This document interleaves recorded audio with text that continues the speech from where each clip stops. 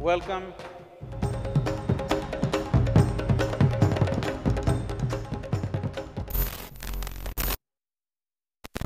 आपको क्या लगता है या आपका क्या मानना है कि जिंदगी कहाँ से शुरू होती है?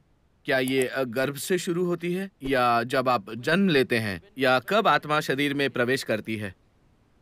अब आप चीजों की कल्पना कर रहे हैं।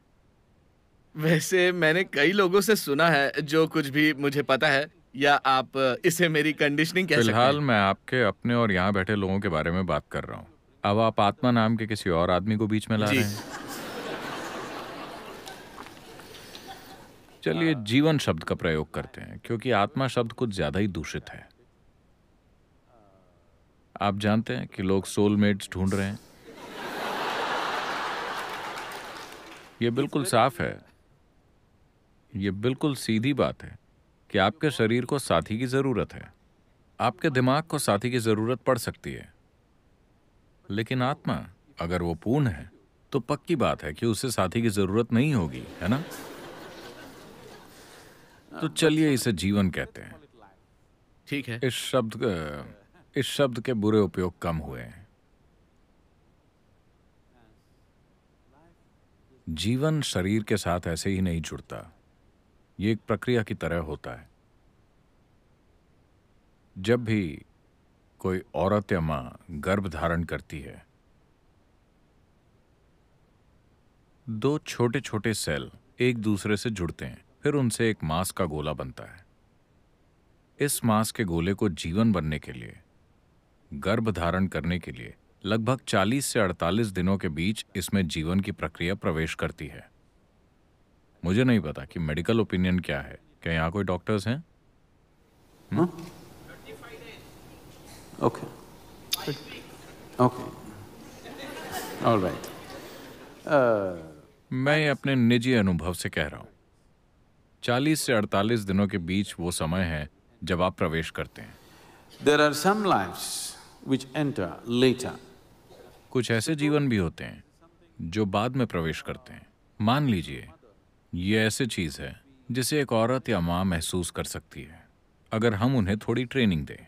अगर वो देखती है कि जीवन ने 48 दिनों के बाद प्रवेश किया है, तो आप सच में किसी खास प्राणी को जन्म देने वाली हैं, क्योंकि इस जीवन को अंदर सेटल होने में वक्त लगेगा। कोई बहुत ही असाधारण जीवन जन्म लेने वाला है। आपने सुना होगा कि किसी ने गौतम की माँ को देखा और कहा कि आप एक असाधारण प्राणी को जन्म देने जा रही हैं। किसी ने यशोदा को देखा और कहा कि आप एक जबरदस्त प्राणी को जन्म देने वाली हैं। इसका कारण ये है कि जब आप देखते हैं कि गर्भ धारण करने के 48 दिनों के बाद भी जीवन ने प्रवेश नहीं किया है, बल्कि इसके कुछ दिन बाद प्रवेश किया है, तो इसका मतलब है कि आप एक असाधारण जीव के आने की उम्मीद कर रहे हैं। ऐसा क्यों है? अगर मैं इसकी पेचीदगी को समझाने की कोशिश करूंगा तो आप कहीं और चले जाएंगे, पर सामान्य जीवन 40 से 48 दिनों के बीच प्रवेश करता है।